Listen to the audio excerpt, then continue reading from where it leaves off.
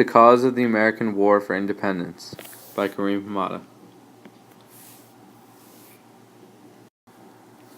Overview. The American War for Independence was more than a revolt against British Crown, but about taxes and trade restrictions. The American War for Independence was the first revolution where common people turned against their ruler. The colonists fought for their independence because they wanted to be governed in a specific way, such as rule of law, constitution, or natural rights, and in all, independence. The French and Indian War. This war was fought from 1754 to 1763, in which Britain and its colonies defeated France and its Indian allies, gaining control of eastern North America. This nearly doubled Britain's national debt and greatly expanded its colonist territories. Parliament needed to accumulate money in order to pay their debt and also protected the colonies they had. The people of Britain paid much more taxes than any people in the colonies paid. The imbalance of money was unfair to the people in Britain because they claimed they were protecting the colonies, and the war was fought for them. Parliament decided that the colonies should pay more in order to support the British Empire. As a result, and the conflict ended, the famous Treaty of Paris in 1763. The British kept Canada, the Great Lakes region, and the Ohio River Valley, and Florida. The British drove the French out of the north, and they left to the Caribbean. The Mississippi River became the border between the British and the Spanish claimed lands in North America. Pontiac's Rebellion and the Proclamation of 1763. The Pontiac Rebellion was an uprising in 1763 by Indians in the Great Lakes region. The British victory was a blow to the natives. They no longer could play the French and British against each other. Worse still, colonists began to flood Indian lands in western Pennsylvania. Beginning in the spring of 1763, a variety of native groups attacked British forts and colonial settlements throughout the Great Lakes region and the Ohio River Valley. The attack was known as Pontiac's Rebellion, named after an Ottawa chief who led the attack on Detroit. Natives hoped that they could weaken the British and lure the French back into the region.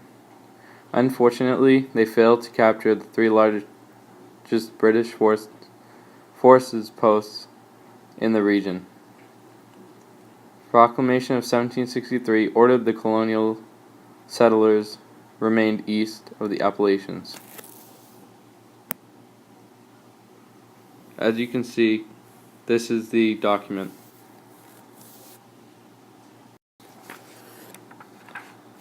The Grenville Acts.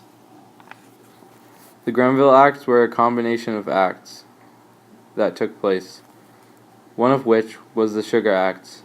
In 1765, this law was passed by Parliament that required colonists to pay taxes on printed materials. The goal of the act was to raise revenue to help defray the military costs of protecting the American colonies at the time when Britain's economy was in huge national debt accumulated during the French and Indian War, aka the 7 Years' War. The focus of the Sugar Act was to discourage colonial merchants and manufacturers from smuggling non-British goods to avoid taxes imposed by Parliament. The protests against the Sugar Act led to the boycotts of some British luxury goods, which did boost local manufacturing in some instances. Americans protested the Sugar Act primarily because of its economic impact, but for some, no taxation without representation became a rally cry against Parliament's right to tax the colonies. Another act put into play was the Stamp Act. In June 8, 1765, the Massachusetts Assembly sent a circular letter to the legislatures of the other colonies inviting them to send delegates to Congress in New York to consult together on the present circumstances of the colonies. The Stamp Act Congress met from October 7th to October 25th, 1765. The Stamp Act Congress was the first unified meeting of the American colonies to respond to British colonial policies.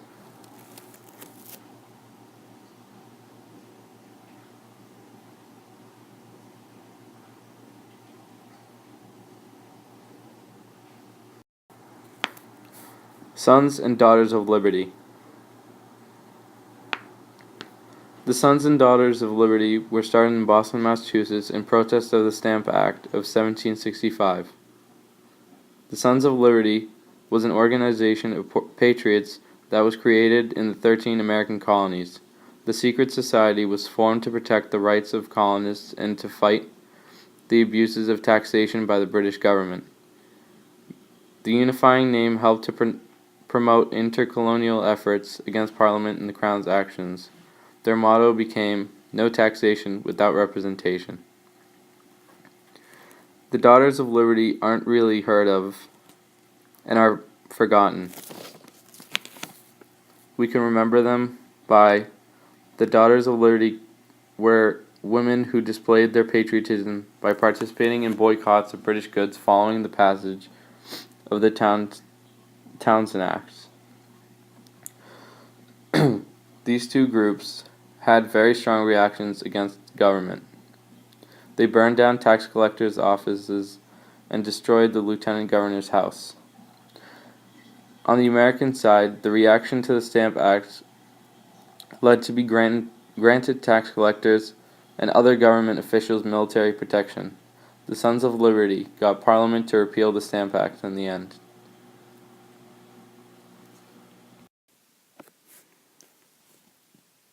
The most well-known men of the Sons of Liberties are named Paul Revere, John Adams, Samuel Adams. Many people say that Cause 5, the Boston Massacre, was what sparked the Revolution.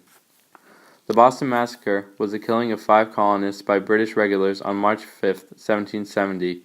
It was the culmination of tensions in the American colonies that had been growing since royal troops first appeared in Massachusetts in October 1768 to enforce the heavy tax burden imposed by the Townshend Acts.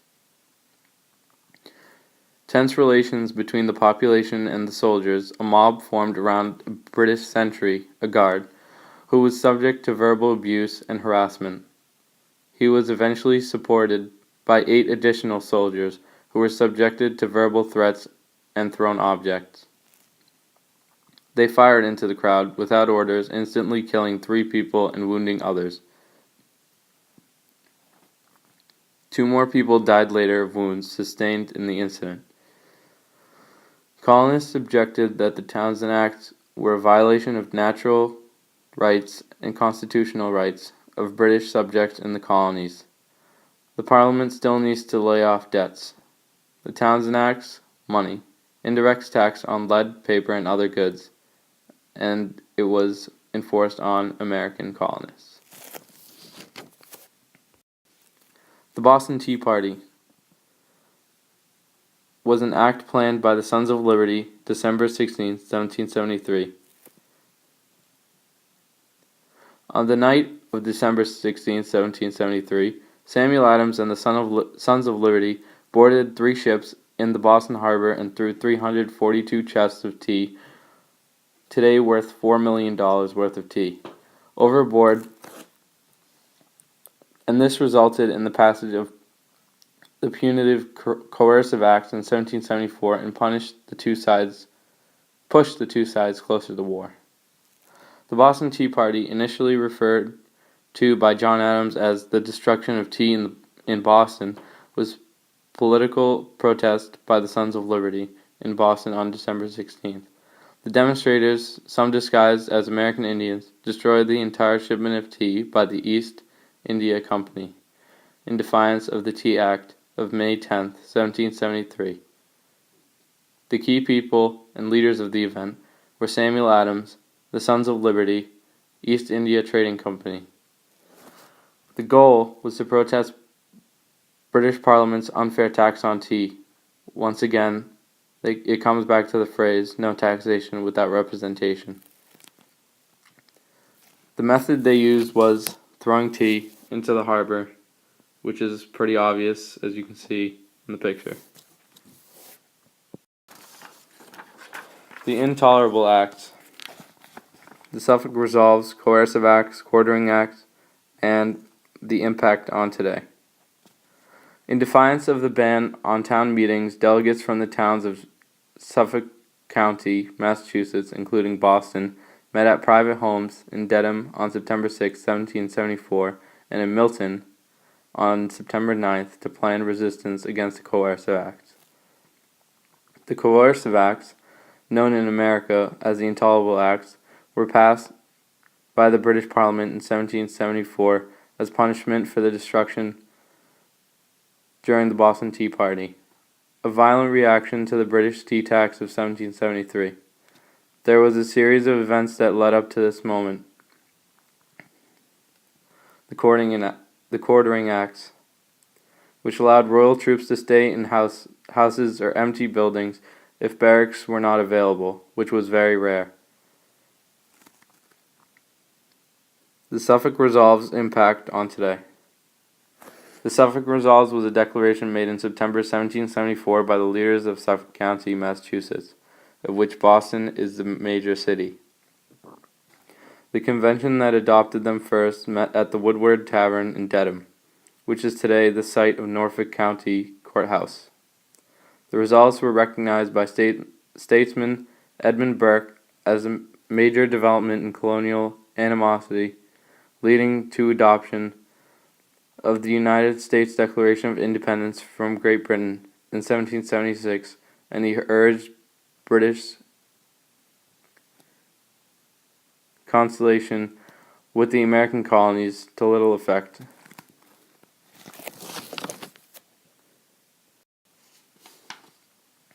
The First Continental Congress. The First Continental Congress convened in Philadelphia's Carpenter's Hall on September 5, 1774. The Galloway Plan was the idea of Joseph Galloway. The congressman originally leaned towards endorsing the plan until Paul Revere presented the Suffolk Resolves. Suffolk Resolves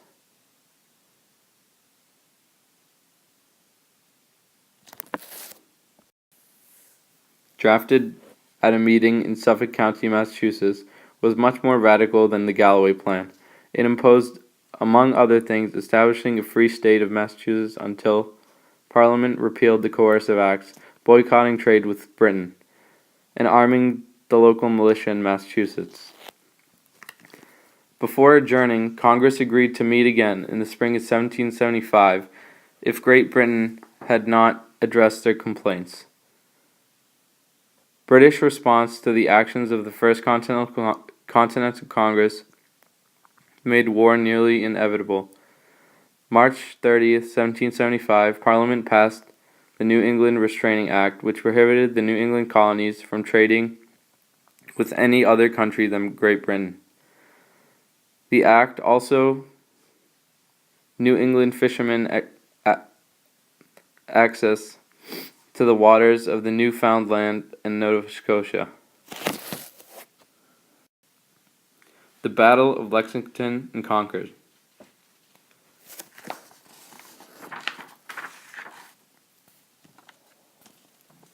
The battles of Lexington and Concord resulted in a continental victory. It took place on April 19, 1775. Militias formed within the colonies. Military leaders included Thomas Gage, who was the British military leader at the time in Massachusetts, who also made the decision to confiscate weapons owned by colonists in Massachusetts. Wanted to capture the Patriot leaders Samuel Adams and John Hancock, who were thought to be staying in the town of Lexington, and so the army went to find them. The Patriots set up an alarm system to warn the British's advances on any given city. The night before the actual Battle of Lexington, the alarm system, where a lantern was lit in a certain location to warn the British Army's advance, sent Paul Revere and other riders on the calling out to warn those in the town of Lexington that the British were coming. The townspeople woke to things like church bells and gunshots to call local militias into action. The British underestimated the colonists' courage and ability to fight, but the Patriots trained quickly. The Patriots had been training for months before Lexington, even though they wouldn't back down without a decent fight.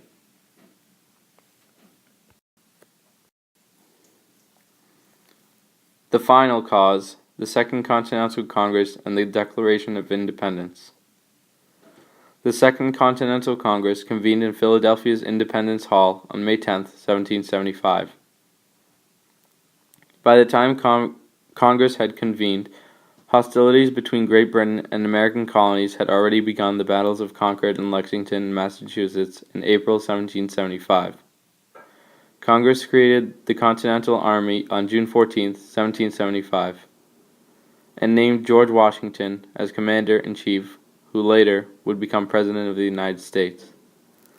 Congress passed the Olive Branch Petition on July 5, 1775, and sent it to the King of England on July 8th. British leaders rejected the petition, a final attempt to reconciliation with Great Britain. Even though Congress assumed the powers of national government, it had no legal authority. As the move towards separation from Great Britain accelerated, Congress had to delay a formal declaration until individual delegates were empowered by their home colonies to vote for independence.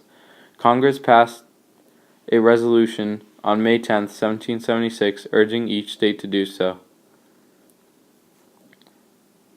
Finally, as Congress went about managing the war effort, it also addressed the huge task of trying to establish national government that would be acceptable to 13 separate states.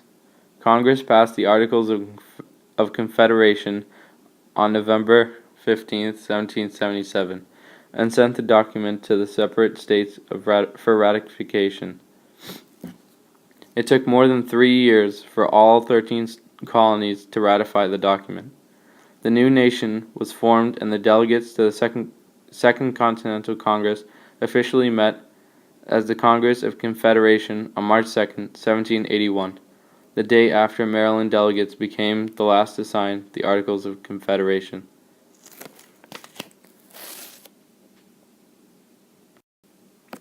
Two quick fun facts. John Hancock was the president of the Second Continental Congress, and Thomas Jefferson wrote the Declaration of Independence.